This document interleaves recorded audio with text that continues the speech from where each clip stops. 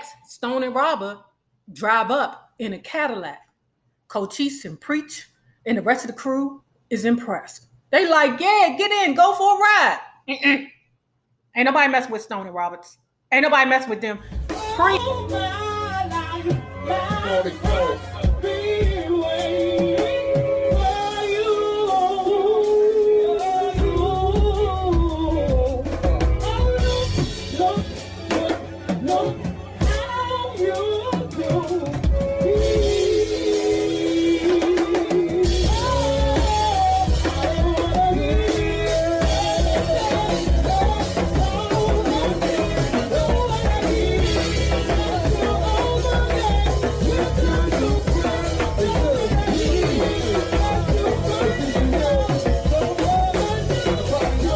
Hello there, love bugs. Hello there, bellas.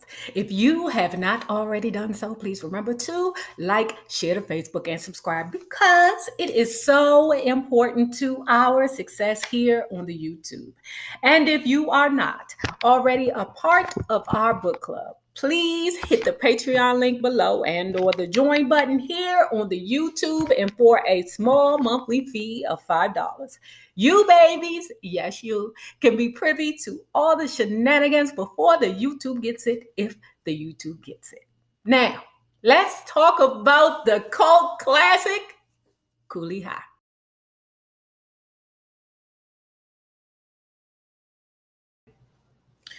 So anyway, Cochise then went over to the girl and was like, before I leave, I want your number, your name, your number, blah, blah, blah, your digits, where you live at, your address, you know. And the girl just gives it all up. It's Loretta Brown. I watched you play all season. I think I'm your biggest fan. Next minute, you know, Cochise leads Loretta Brown to the floor, and he is giving it to her. Baby. He is feeling all over that Loretta Brown. Trying to get some action from somebody, but it don't work because ain't none of them girls feeling his ass. You know, they want some of Cochise, but you know, Cochise is more interested in that damn Loretta Brown with the mouth open. Okay. Preach, he over here. He didn't realize that the cheap dollar bet there, so now he done found her in the room reading poetry. Preaching that Warner. Okay, he reading her poetry too. Now all of a sudden her panties wet. She's like, I didn't know you like poetry. He said, oh yeah, let me read you some. He in there trying to get it popping with the girl, or at least get her to open up a little bit so that maybe he can ease in.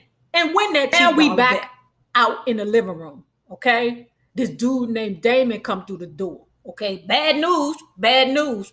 Dorothy say, look, Damon, I don't want no fighting in here. Something wrong with you, nigga. You always trying to fight everybody. And my mama said that if something go wrong at this party, she won't let me have no party.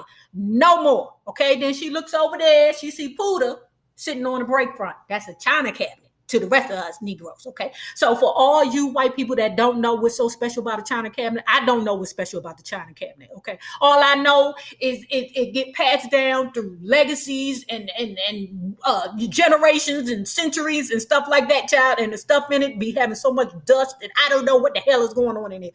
But that's where the black folks keep their expenses in, okay? The china cabinet / the break front, okay? So Doggy say, get your ass off my mama's break front, okay? Next minute, you know, Damon comes in and say, get your hands off my girlfriend. Cochise say, I didn't know Loretta Brown was your girlfriend. Here, you can have the bitch. Okay? It's black men everywhere fighting. Pooter gets away, go into the room where Preach is, and it's like, man, Cochise out there fighting, man. Preach is like, I was this close. I was so close. And right, they out there fighting. They scrapping, right? Everybody getting it. Well, it's not rah, rah, rah. It's like, you know, because it's ninjas fighting. But it was girls fighting too, right? Somehow that break front got tossed. Dorothy was like, my mama ain't never going to let me have a party again. It was bad.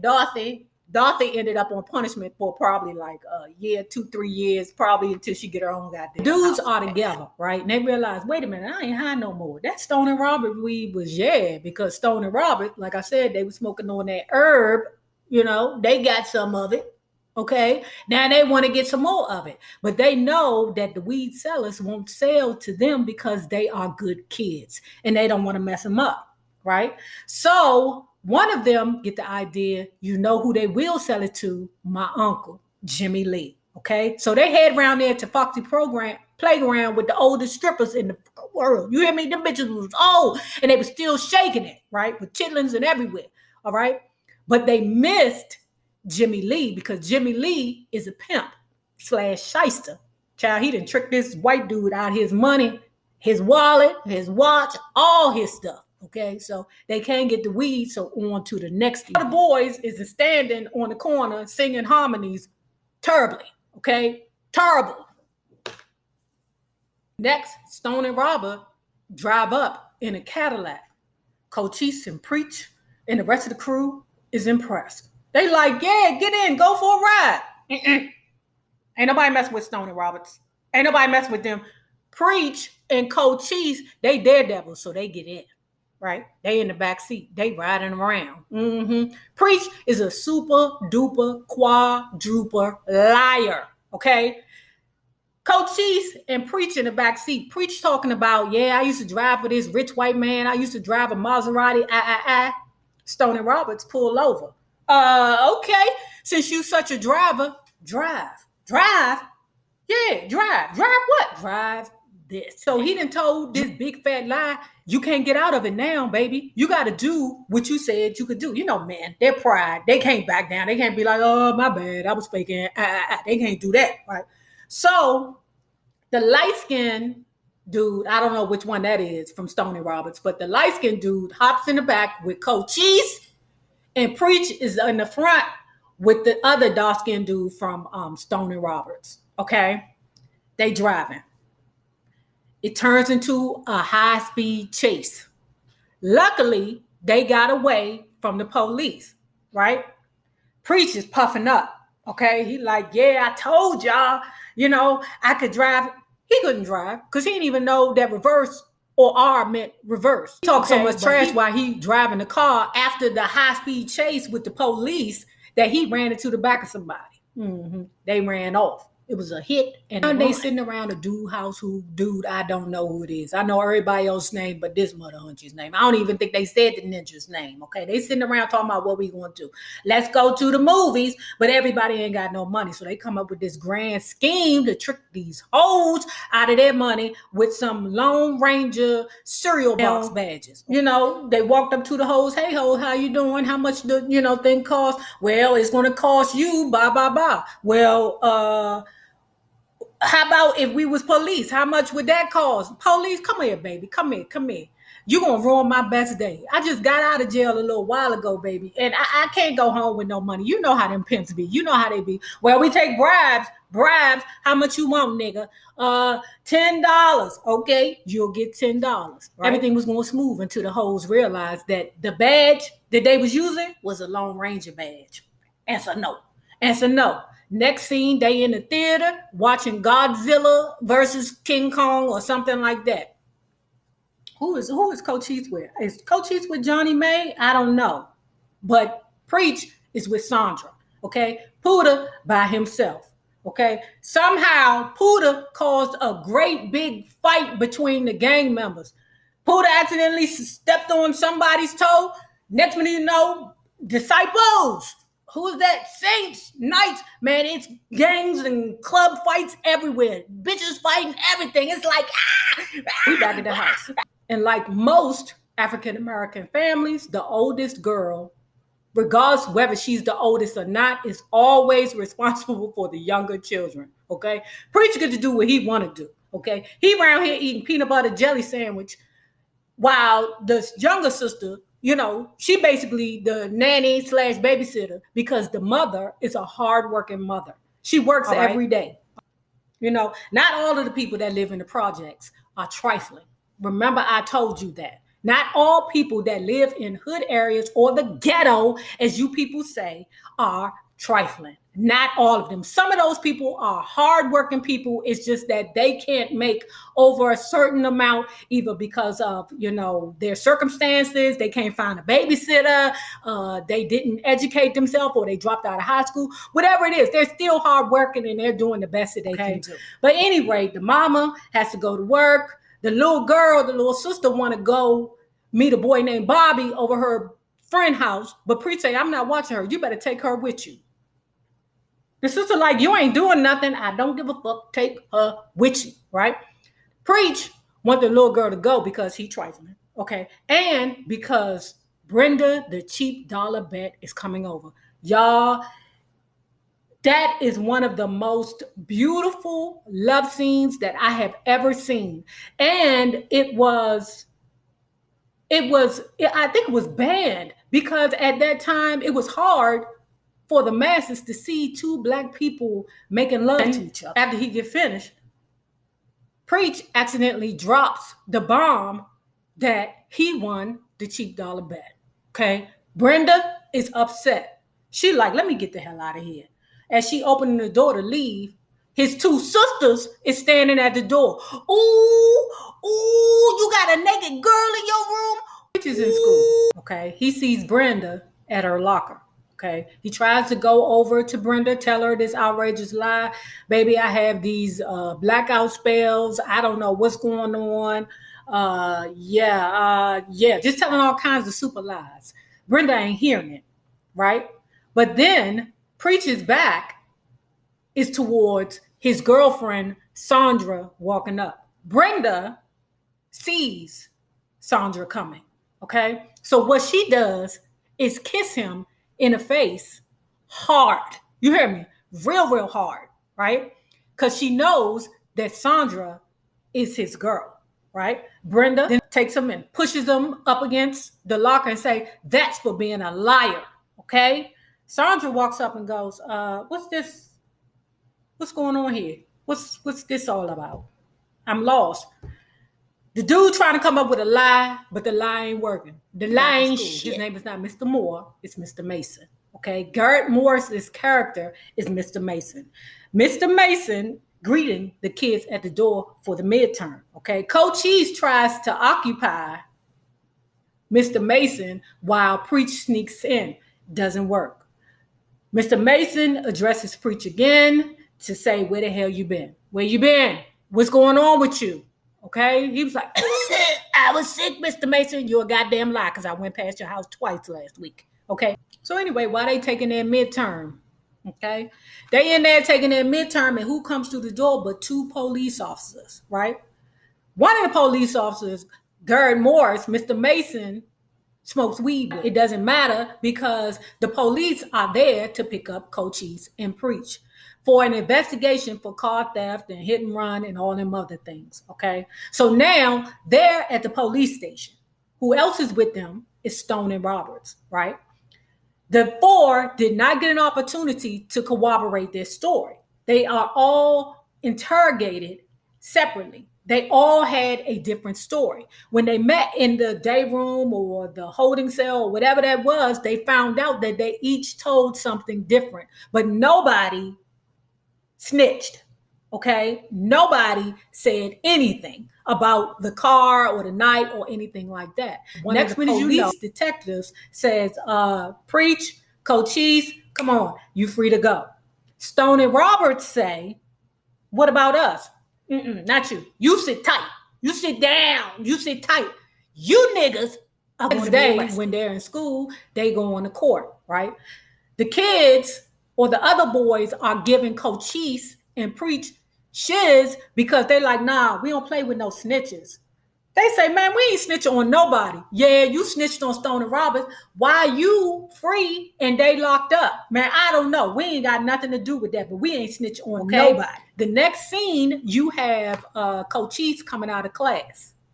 He's talking to Preach's girlfriend, Sandra. Mr. Mason approaches Cochise and says, brother, have you seen Preach? No, Mr. Mason, I haven't seen him all day, okay?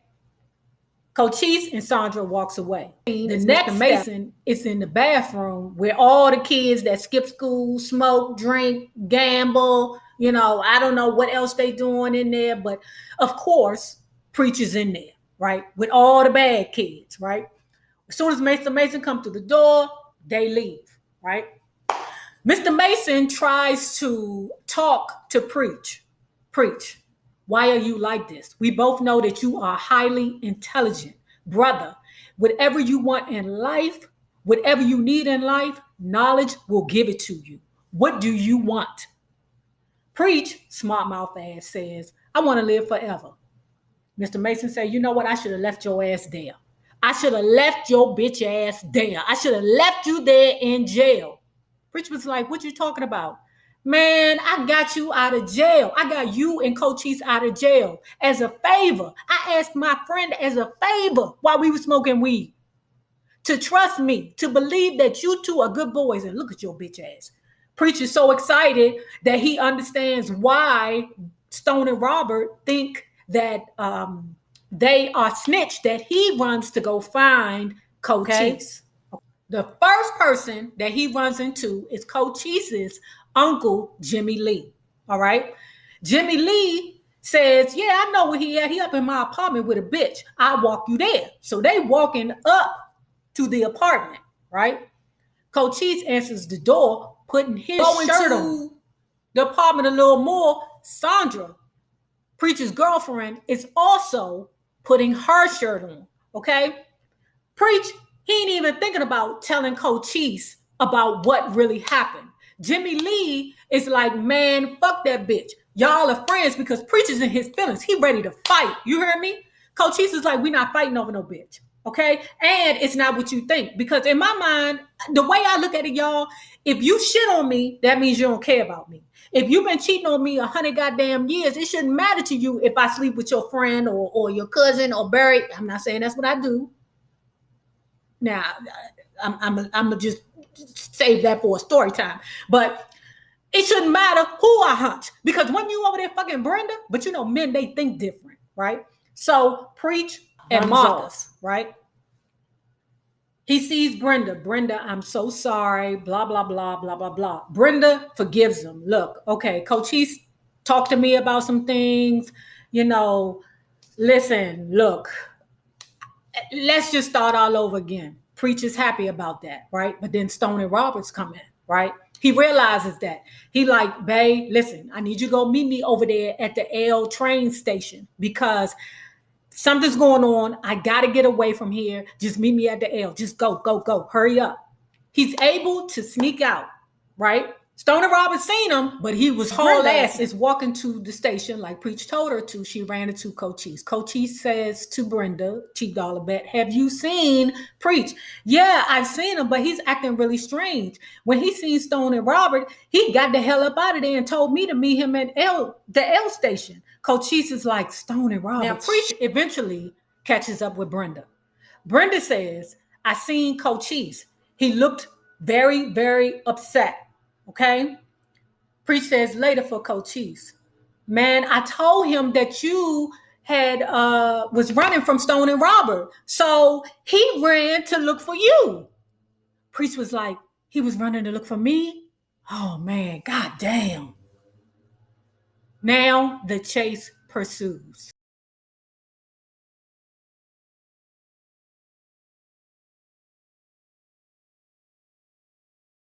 The black filmmakers, the Pan-African Film Festival. And I went in there, they had a panel with Reginald Hudlin. And I said, my name is Eric Monte. I created George and Louise Jefferson. Everybody stood up and applauded. I said, I created Good Times. Everybody stood up and applauded. I said, I created What's Happening. Everybody stood up and applauded. I said, I created The Cosby Show. Everybody stood up and applauded. I said, and I wrote the movie Cooley. Everybody jumped up and cheered. I said, and all those white producers that for all those shows, they're living in Beverly Hills, and I'm living in a homeless shelter on the east side. And everybody got quiet. Now, if you have not already done so, please remember to like, share to Facebook, and subscribe, because it is so important to our success here on the YouTube. Now, remember this: the same people that you meet on the way up will always be the same people that you meet on the way down. My naysayers, my patron loves. You babies, y'all be safe. Peace.